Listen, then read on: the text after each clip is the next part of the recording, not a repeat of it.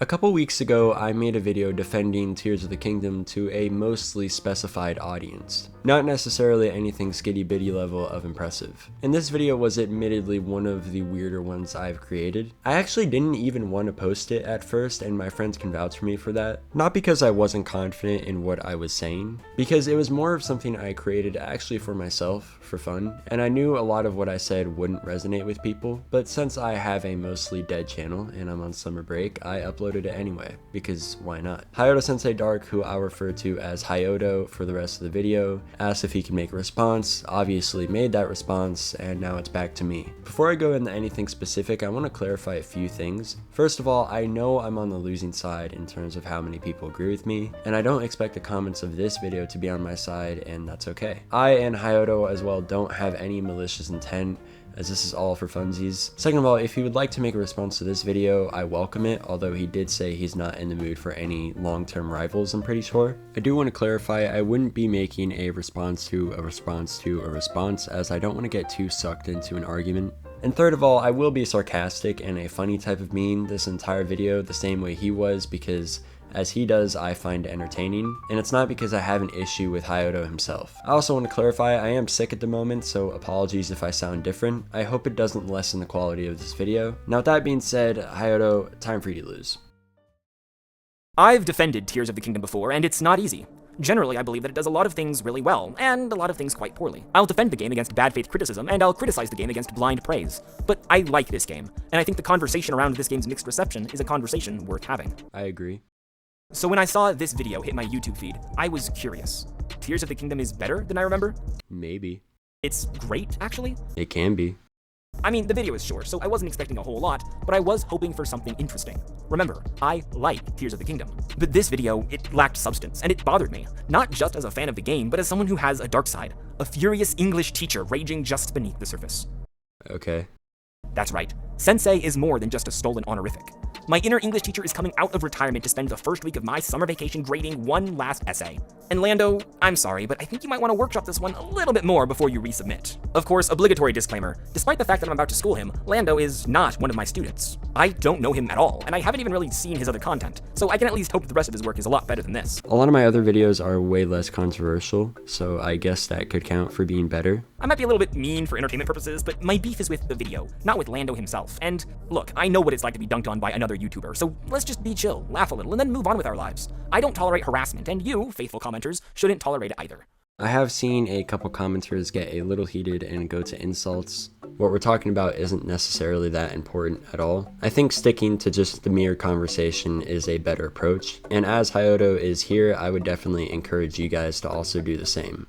I think one of the most substantial takeaways from art in the modern age is that we all have higher expectations than ever for multiple different reasons. The main reason that this is how this works is because we develop an understanding more of how things work the more we do them. I don't think this hook does a good job of reflecting your arguments in this essay. You're implying that Tears of the Kingdom failed to live up to audience expectations, which is a really weak stance to take if you're trying to prove that this game was great, actually. It also isn't really what your essay is about. You don't focus on this idea any further than the audience wanted something better, but that doesn't mean what we got is bad. I mean, I agree with you that gamers in 2025 have higher expectations than gamers from 2002, but if you want to approach this essay from the angle of gamers having unreasonable expectations, you still need to show that this game is good on its own terms, which you never actually do.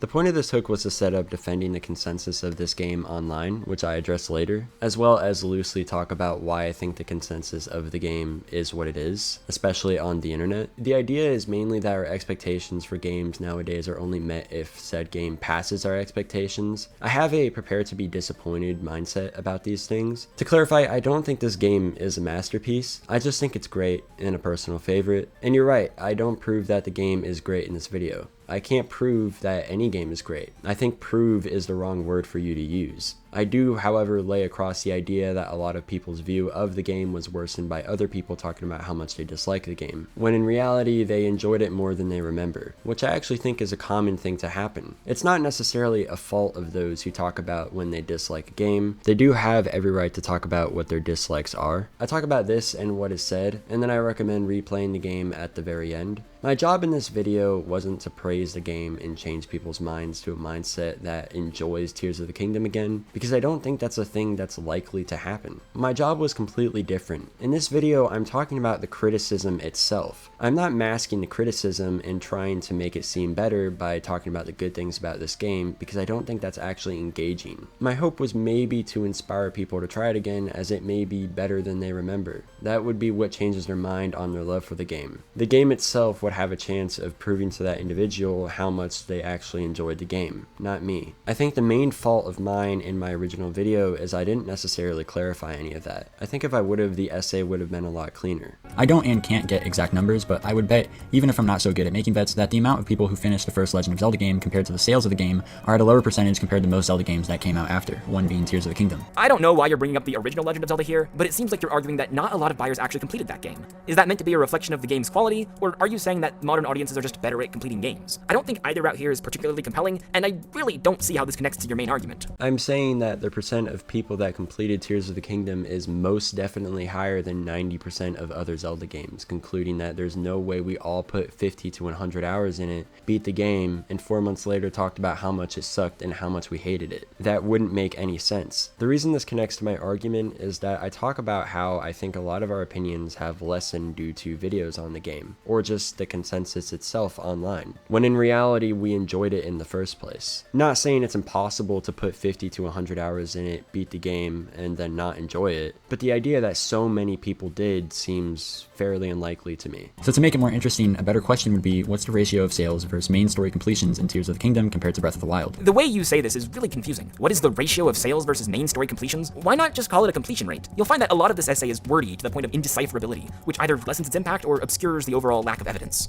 I don't know, man. Maybe because my mom watches my videos and she may not know what a completion rate is. You'll see a lot in this video that Hyota really nitpicks the way I say or describe things, and he's not always wrong by any means, and that's perfectly fine. But my main issue is that he's not attacking my argument when I say these things. Your nitpicks don't lessen the truth value of anything. It's fine to try and steelman what I'm saying or paraphrase it too, but as you'll see later on, he does that wrong multiple times.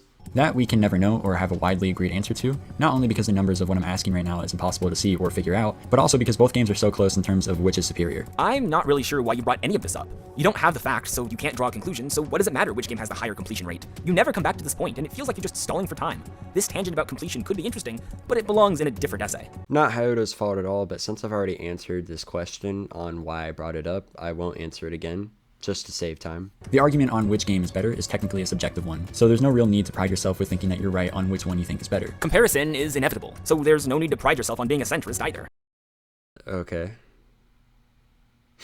But arguments can still be made in a sense, as most of us operate on a similar basis for not just what makes a good video game, but what would specifically make a good Zelda game. So there is a way to objectively measure a game's quality. At one moment you're saying that subjectivity is useless, but public consensus is also subjective. I think being subjective is fine, normal even, so let's just cut the pretense and get to your point. You do have a point, right? I do, otherwise you wouldn't be making this video. But no, you're misunderstanding my point. The basis is still subjective. It's just a basis that a lot of us operate on. For example, most of us don't think mold tastes good, and we operate on that basis of similarity when it comes to taste buds. But that doesn't mean the statement mold tastes bad is objectively true. To find if something is objective or subjective, we have to understand what these words mean, which I'm starting to question if you do. But I'll grant you that you do, and maybe you just made a mistake here. Objectivity is independent and disconnected from our understanding. It's true whether we disagree or not, and it's not affected based off of our understanding. Subjectivity is dependent and connected to our understanding. In a sense, our understanding of literally everything is subjective.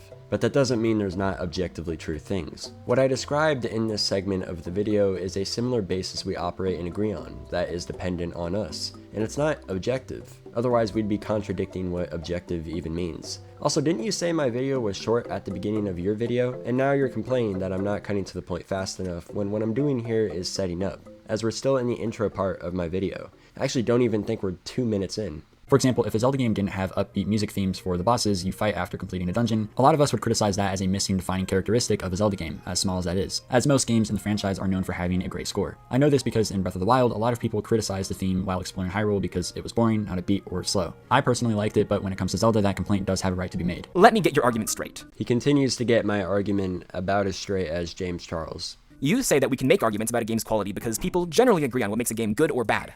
You say that if a Zelda game got rid of a good element, people would rightfully be upset about it. You give the example of Breath of the Wild going with an ambient background theme for the overworld instead of a robust traveling theme.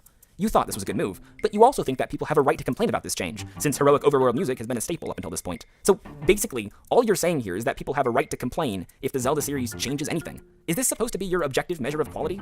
It's still not an objective measure of quality, and I didn't think it was a good move, and I didn't say that. I just said I liked Breath of the Wild's music, but I don't think it was a good move for them to change it to that. You also say that you think I'm saying that people have a right to complain when anything changes, which is crazy, not only because it's the most textbook definition strawman I think I've ever seen in my entire life, but because I clarify what I meant with giant edited in text in my original video, being specifically defining characteristics of Zelda, which you noticed later. My argument was that if a defining characteristic of Zelda is changed and moved to something absurd, then there's a right to complain about it. Not that nothing is allowed to change, that would be assuming that Zelda wouldn't be allowed to have more than one game. Not every detail in a Zelda game is a defining characteristic of the entire franchise. You've spent the past however long explaining that the only standard by which we can judge a game is whether it retains everything that fans liked about its predecessors.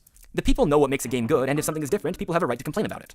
I'm sorry if I'm somehow misinterpreting what you're saying, but after listening to this part, transcribing it, and reading it through several times, it's the only explanation that makes any sense. Incidentally, you draw a lot of attention to the idea of missing defining characteristics. Okay, so now you notice. Going so far as to emphasize the text on screen. Yeah. But you never come back to this idea. Is the game missing some defining characteristics? Or are you arguing that this game is good because it has the standard defining characteristics? I genuinely have no idea where you were going with this. I think you're running into this issue because you're overthinking what I'm saying. The only reason I said any of this is to set up the idea that it's not impossible to have a good conversation about if a Zelda game is good or bad, even if it's subjective. As you said earlier, comparison is inevitable, right? In this video, I'm going to be defending why I think Zelda Tears of the Kingdom is a better game than what YouTube may say, and I'll use the basis I just described to make those arguments. I'd like to remind everyone what he's talking about here. The basis he's using to defend Tears of the Kingdom is the, quote, similar basis for not just what makes a good video game, but what would specifically make a good Zelda game. Outside of the lukewarm video game should have boss music example, he never explains the criteria he's actually using to judge this game. I guess we're just supposed to intuitively know, as though what makes a quote-unquote good Zelda game hasn't been the hottest point of contention in Zelda discourse since Breath of the Wild hit theaters in 2017. Just to be clear, I think that defining characteristics of a Zelda game are mainly what make it a good Zelda game, assuming that it's a fun video game simultaneously, and vice versa. That's all I was trying to say. It should be obvious, but I will mention just so I could say that I said it, I'm not defending every aspect of this game in this video, and it's not a perfect game. I could also be wrong about everything I'm saying. There are still tons of valid arguments you can make after watching this video, and nothing I'm saying in this video will be an assertion. I don't know when the YouTube metagame became disclaimer after disclaimer, but it's exhausting. We're like 2 minutes into your 10-minute video, and you're already apologizing for being wrong? Not only are you wasting time, but you're washing your hands of all responsibility for the argument that you yourself are trying to make. How can anyone possibly watch this video and agree with you if you have no confidence in the points you're making? Haruto, I was disclaiming that my video still leaves room for objections and that it's possible that I'm wrong. I feel like this is a fairly normal thing to say, especially when you're making a video like I did. A statement like this doesn't mean I'm not confident either. I am, which is why I've made that video and this one and posted it to YouTube even though I know I'm on a losing side in terms of agreement percentage. I feel like this should be easy for you to understand, and I don't understand why you brought it up in your video. The point is to refute popular negative takes on this game online that may bring your opinion down to a level that it doesn't need to be. There must be a typo in your script here. You say popular negative takes with an S. You only talk about one negative take, and well, we'll see how well you actually refute it. This is a valid criticism of my video. Although I do talk about technically more than one thing, like the map or just reused assets in general, in the very next section of my video, I should have also in that sentence said that I was going to be talking about why the game's consensus is what it is.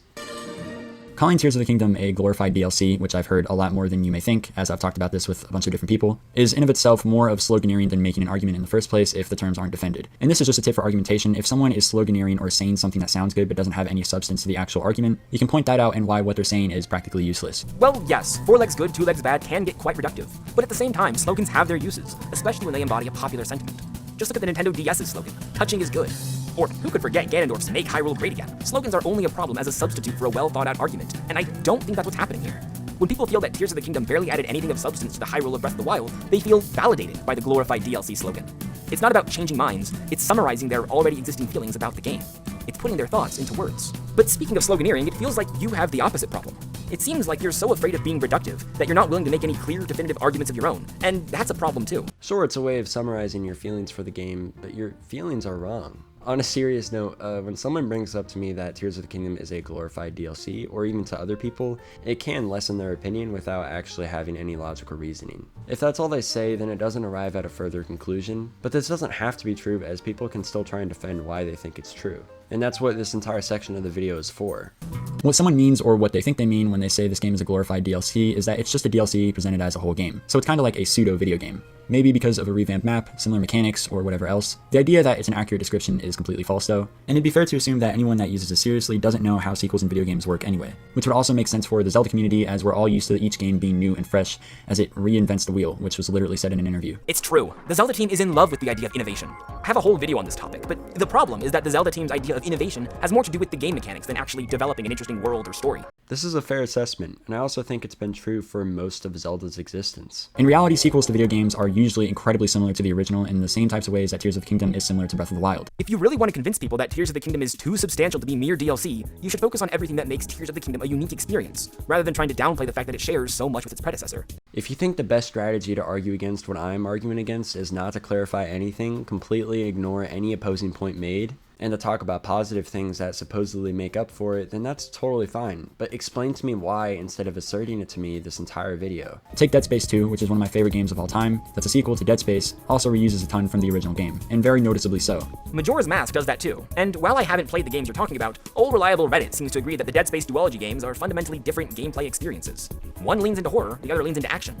The reused assets were never the problem. I agree that the reused assets were never the problem, that's my entire point. I'd also disagree with anyone saying that both games are completely different genres. The second game has more action and horror, at the cost of being a shorter game with less backtracking. I've played and beat both of these games quite recently again, and it's absolutely true that the new gameplay mechanics are either added in or replace old ones in Dead Space 2, and in my opinion the way they do this is barely different from how Tears of the Kingdom does it. Yeah, it hasn't been complained about to any impressive measure at all. In fact, the reviews for Dead Space 2 are literally higher than the original. And before anyone mentions a reused map and how Dead Space didn't do that, other sequels also reused the map from the original game as well, which barely anyone complained about. I've got to call out a bad analogy when I see it. Dead Space 2 reused assets and people liked it. Therefore, when Tears of the Kingdom reuses assets, you should also like it?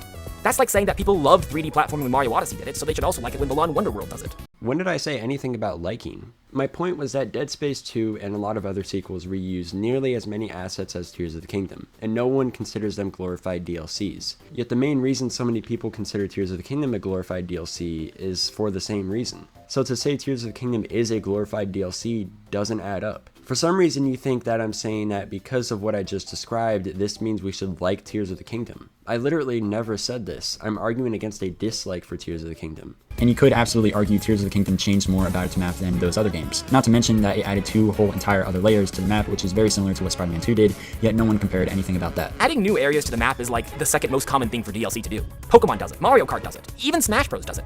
You've done nothing to beat the DLC allegations. Yeah, and my point was that if a game does the same thing, that doesn't mean it's also a glorified DLC. I brought up a couple other games that also did the same thing Tears of the Kingdom did, like Spider-Man 2, which is what adds to my point. This doesn't mean or prove that Tears of the Kingdom's map is good, but it does refute the idea that the game is a glorified DLC. Your title and thumbnail outright state that this game is supposed to be good, but you're admitting here that you're unable to prove it. If that's the case, why am I even watching this video? When I said the word "this" in my sentence, I was referring to what I just said. I don't understand why you don't think criticizing criticism, especially if it's done successfully, doesn't make the game seem better. Again, I also still think prove is the wrong word for you to use. You can't prove to me that any game is actually good, because there's no objective standard to measure that. In reality, it's an imperfect but very well done direct sequel to a video game, and sequels like it have been made a million times before without nearly as much complaint, which is why it logically follows that Nintendo would take a similar path. Yep, famous do what everyone else is doing Nintendo. Famous for always doing what everyone else is doing. Yeah, like making video games and stuff, right? Famous doing what everyone else is doing Nintendo. Look, some sequels are good, and some sequels are bad, but this is an insane level of whataboutism. Whether people complained before, that doesn't change whether it's worth complaining now. Also, we're like 45% of the way through your video and you haven't shown a single good thing about this game. You're right, the video's ruined. No, I'm defending the game from certain criticism to make it seem better than it would before. I'm not necessarily trying to show how good it is. If I was, I'd be like the other 90% of YouTube videos that try and do the same thing. Therefore, using the appeal that it's not as new as you wanted it to be, when they couldn't even upgrade the game technologically, doesn't conclude it would have made sense for them to have done it differently, as that would be a complete non sequitur. This sentence does not follow. It is perhaps the most confusing sentence I've ever encountered. I think you're saying that it would be a non sequitur to argue that Tears of the Kingdom is not as new as we wanted it to be. but the rest of the sentence is indecipherable. Are you saying they couldn't upgrade the game technologically? Because they did. They built Tears of the Kingdom in an entirely different engine from Breath of the Wild, which was necessary to make the new physics work properly. Then we get the baffling doesn't conclude, which is just muddying up the whole sentence. But putting all that aside, you're saying that this is a non sequitur. I wanted something different, so Nintendo should have made something different. But I don't think that's what people are saying. I think they think that Nintendo made something lazy and or bad. And it's not a non sequitur to speculate on what they could have done to make the game better.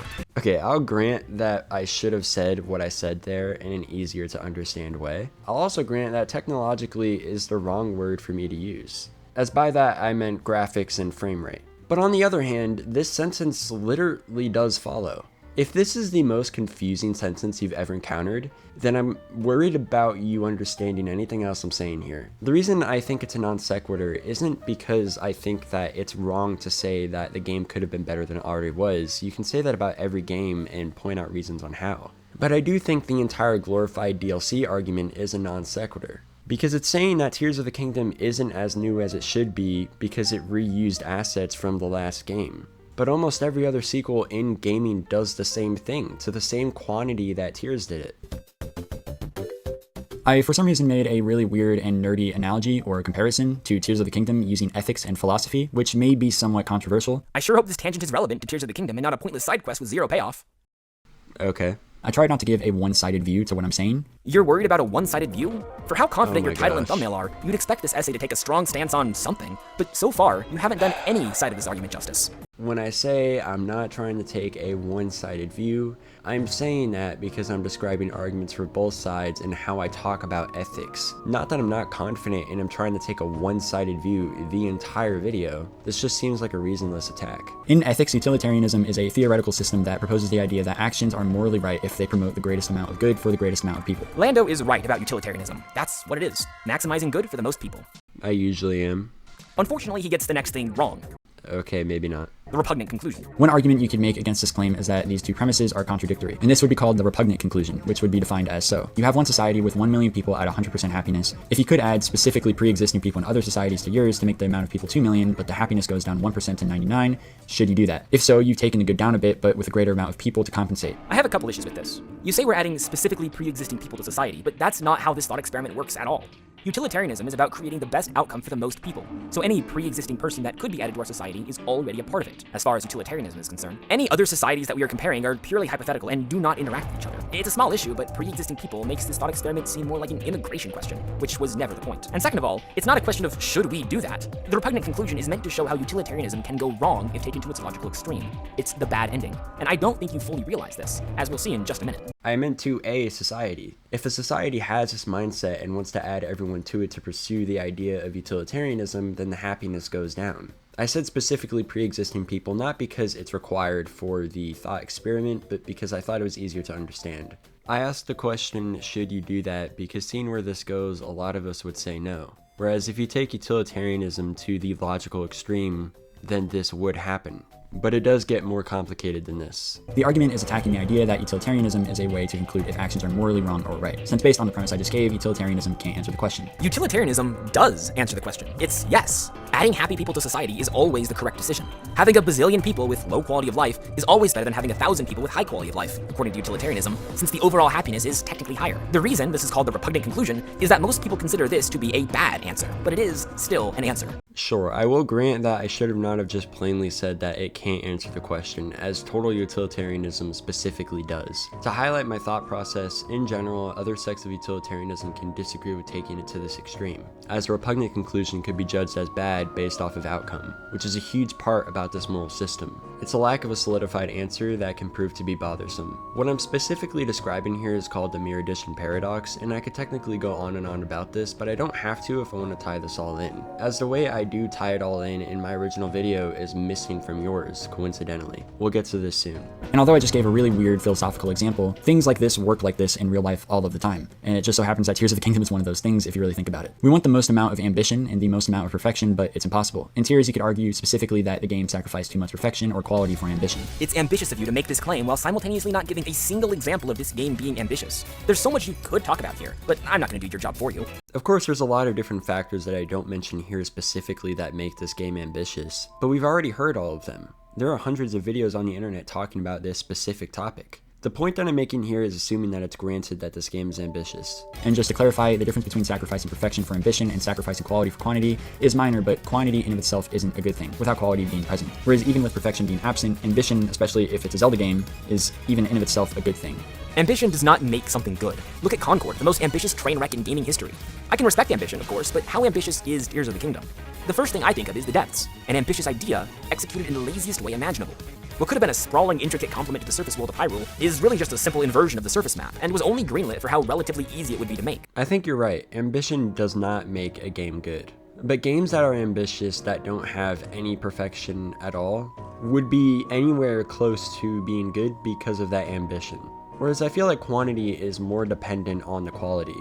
For example, the quantity of Korok seeds sucks. You could consider smaller games like, let's say, Iron Lung, for example, perfect in everything that it's trying to do. It's not very ambitious with it being a shorter game, only one tiny area to move around in, yet it works perfectly. I would also grant that it's not inherently an ambitious game, but it's very possible that it could have been an ambitious project for the original creator, as it would definitely be even more so for someone like me. With this being said, assuming what I just said was granted, would you say that Iron Lung is a better game than Tears of the Kingdom? I'm sure some of you said yes, but the chances are exceptionally low. Lando spends more time talking about other games than he spends talking about Tears of the Kingdom. My point was that Iron Lung is not inherently an ambitious game, and it has less flaws than Tears of the Kingdom, but a lot of people would also say that Tears of the Kingdom is better than Iron Lung. Also, are you sure about that? Just because I had a little segment where I brought up Iron Lung as an example for my point doesn't mean I talk about Tears of the Kingdom less than other games. I really don't know why you said this. Suffice it to say, flaws in a game can be necessary if you're making a game like Tears of the Kingdom, as long as it can be averaged out, which is sort of the connection to the repugnant conclusion that I brought up. You know that the repugnant conclusion is bad, right? Like, it's repugnant because it feels deeply wrong to say that a society with 1,000 suffering people is better than a society with 12 happy people. Following your analogy, it feels repugnant to say that a game with 1,000 poorly executed ideas is better than a game with 12 perfectly realized ideas. Sure, I should have just said in connection to the entire ethics tangent that I just had. But you also conveniently cut out a part of my video talking about what a lot of people that do believe in utilitarianism would say in response to the repugnant conclusion. In your video, it immediately cuts to me talking about how things work like this in real life all the time. However, that's not the next point I make. Because of this, I feel like what I say gets a little lost, and so I'm gonna show it now. Can't answer the question. A rebuttal to this could be that maybe the goal is just to have the highest average happiness among the amount of people in a society, which wouldn't seem like a bad idea. And although I just gave a really weird philosophical example, this is why I brought up how it can be averaged out and how it connects. I'll give you the benefit of the doubt that it's just an editing mistake, but my full point needs to be connected for my conclusion to make any sort of sense. One good video that just recently came out on this subject is called Why the Best Games Are Kinda Bad by Rasputin. He dives a little deeper into this idea, but I thought it'd be worth mentioning, as it's practically impossible to be as ambitious and perfect as we were all expecting when it comes to games like Zelda. Should I be watching his video instead? You could have just turned in your bibliography and saved me the trouble. I don't know, man, if you want. I think it's fine to recommend videos from others that talk about similar topics in your own video. I don't understand why this is said. Based on what I just said, if someone doesn't like the game, the best argument they could give is that Tears of the Kingdom just sacrificed too much perfection or equality for ambition. I don't know if this was meant to be the second popular negative take that you're refuting, but it's a total straw man. The biggest Tears of the Kingdom haters I know have much deeper complaints than this game was too ambitious to be good. It's more like, why is the story so bad? Why won't Rauru call me back? Why is there no... well, you know.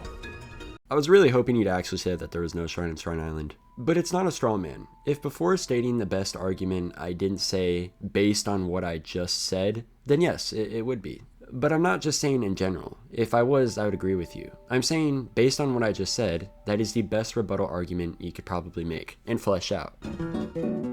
Regardless of if your memory currently of Tears is fond or not, there's absolutely multiple different impressive feats Tears has met that nowadays seems to get overlooked. What makes this game so special isn't the same factor that made Breath of the Wild special. I think it's fair to say a lot of people were expecting the similarity to be there, feeling the same amount of disappointment. It would be really helpful if you explained what this factor is that made Breath of the Wild so special. It feels weird to introduce something like this without ever explaining what you mean by it. I should have not have said factor here, and I didn't really notice it when I was first editing this video. In my original script, I have the word as factors, and I give a couple examples, not all of them, a couple seconds after this, but this isn't Hyota's fault. This is a fault of my own, and I just didn't realize it when I was first making this video. Even though I meant to say something different, Hyota is completely right here. Which is definitely reasonable. I can, for example, praise this game technically for a decently long time, whether it's seamlessly falling through map layers, the size of the map itself, Ultra Hand existing and being consistent with the physics system, literally any other ability you get at the beginning of the game working flawlessly, better animations, arguably the best final boss out of any Zelda game to date, etc. Better animations? Like Ganondorf's infamous full-tooth smile? Yeah, better animations. I noticed as soon as I started playing. Also, don't do Ganondorf like that. His smile is one of the funniest parts in any Zelda game. Anyway, I agree that the final boss is really cool, but it kind of sticks out of this list. Everything you mentioned is an incredible technical achievement, but you're only giving us one gameplay moment.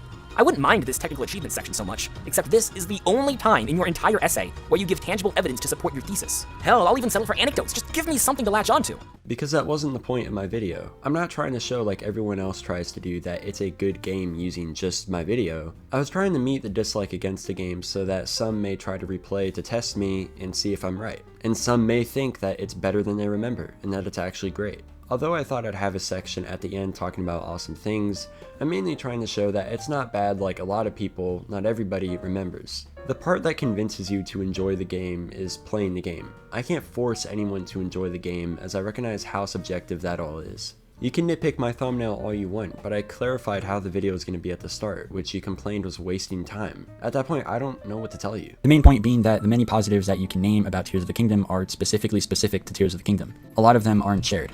I mean, that's true for most technical innovations, right? The coolest thing about Portal was the Portal gun, which was, as Lando puts it, specifically specific to Portal when it came out. But it's not unique anymore. Other games have used portals to great effect. And as innovative as Tears of the Kingdom seems now, it's not going to last forever. As time passes, other games are going to adopt the unique technology of Tears of the Kingdom. And what's left? One epic boss fight? If you want to change hearts and minds, you need to consider this game's effect as a whole, not just the neat coding that holds it together. I don't understand. I could say the same thing for this boss fight. In the future, I expect more Zelda games and games in general to have a boss that's as cool and memorable as this one, if not more. Does that then conclude that as soon as that happens, this boss loses its value or something? I mean, the same applies to Ultra Hand, a unique and awesome gameplay feature that I've never seen before, which I did bring up. This just seems like weird logic to me. You can absolutely criticize, and I don't discourage it at all. In fact, I think a lot of the criticisms on YouTube are very helpful and make a ton of good points that aren't worth trying to refute because they are right. It's just that the common rhetoric is to act like those flaws ruined this game. Those flaws ruined the game? Which flaws are we talking about here? Yes, this game has flaws, which you acknowledge, but refuse to talk about. But you keep on bringing this up like you're apologizing for thinking this game is fun? If you really want to refute the popular negative takes about this game, like you said this video was supposed to be about, you might consider discussing the specific issues people have with this game, the issues that you yourself acknowledge are there, but refuse to dig into. I have no idea what point you're trying to make here.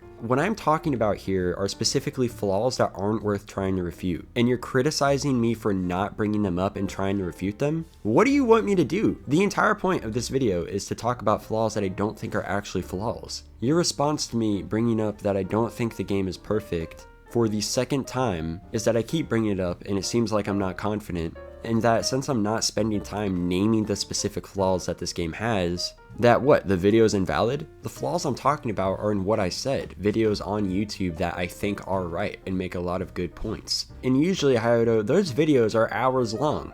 I know you know that. I don't get what bringing them up specifically would have to do with anything else I'm trying to say. And you never explain that either. I've listened to this part of the video multiple times. I have no idea what you want me to do. At least that's what I've seen on the internet, as it feels like no one appreciates it anymore. I can't necessarily convince you to like it more. I think disliking it or not having fun with it is completely fine, and that happens to all of us with video games all the time. So why are we here? To watch the video? On a serious note, I was clarifying to people who genuinely dislike and didn't have fun with this game that I can't change your mind. I don't think a video can. But I do think there are people who had fun with it, liked it, and only talk about the bad stuff because of the internet, and now they don't remember how much fun they actually had with the game. That's my target audience, as you could say. But that's not what I'm referring to. It has more to do with appreciating what the game did as much as depreciating it, or even more. But you haven't talked about what this game did.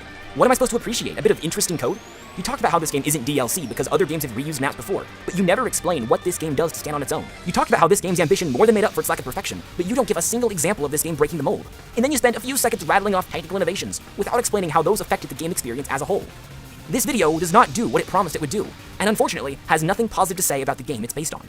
You haven't talked about what this game did. I mean, you did talk about some of what it did, but is that what I'm supposed to appreciate? The interesting code I talked about literally has to do with gameplay features, Hayato. Just like the boss fight. Skydiving, the map being huge and there being lots to explore, Ultra Hand and building things, the other abilities being extremely innovative and perfect for problem solving, which all happens in gameplay. In fact, the only thing that I said that didn't have to do with gameplay was better animations, and that's the only thing that you seem to disagree with anyway. But going to his main point, it is true that I just ratted it off for a couple seconds and I didn't really go into detail of it. Because again, that was not what I was trying to do. But Hayato, I said what I was going to do at the beginning of the video. If you didn't want to hear that and disagreed with that approach, then why would you watch the rest of the video? If you think that your experience is that you had fun originally and then saw videos that change your mind or lessen your feelings for the game, I'd recommend replaying the game just to see what's really being criticized. I think for a lot of you, it will be better than you remember.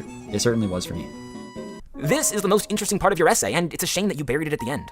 There's a really strong narrative here that could have been the basis for a fantastic video essay. You liked Tears of the Kingdom. You played it and thought it was fun. But then you put the game down and allowed time to march onward. You started to lose sight of how you originally felt. And you started seeing essays pop up in your feed, arguing that Tears of the Kingdom is bad, actually, or messy, or incomplete. And you realized they were making some good points. It was difficult to remember why you liked it in the first place, but you decided to see for yourself. Is this game as fun as I remembered? You put the cartridge into the Switch, you booted up a new file, and you started playing. And somehow, magically, the game was still good. Something about the world was able to draw you back in. You were having fun. Despite the criticism, despite the apparent dwindling public opinion of this game, you found yourself falling in love with the world all over again. Yes, you see its flaws, but you also see its strengths. This game isn't all bad, it's great, actually. Tears of the Kingdom is better than you remember. Congratulations, you just said in a minute and 15 seconds what I said in 17 seconds. I'm sorry, weren't you an English teacher? There's nothing to defend here. There's no ground worth conceding. Your opinion can be nuanced and unapologetic. This video could be a love letter to Tears of the Kingdom, a game that you clearly love. But it's not. It's a rough draft of a video that's trying to be everything, and in a roundabout way, it does nothing. It's kind of like Tears of the Kingdom in a sense. Lots of ambition at the cost of perfection. I'd rather have a video do one thing really well than try to do 100 things poorly. Anyway, that's enough grading for me. Next time, try a stronger thesis that you can defend with confidence. You clearly care a lot about your craft, and you've been making videos consistently for quite a while. I respect that a lot. Thanks. Nothing in this video was meant as a personal attack. I've been on the receiving end of this kind of criticism before, and the worst part of it was the swarm of commenters who take everything a little bit too seriously. It's really not that serious. But if you feel like I misrepresented anything, or if you just like to clarify any of your points, I would like to hear your thoughts. Just know that I'm not in the market for another long-term rival. That position is already filled.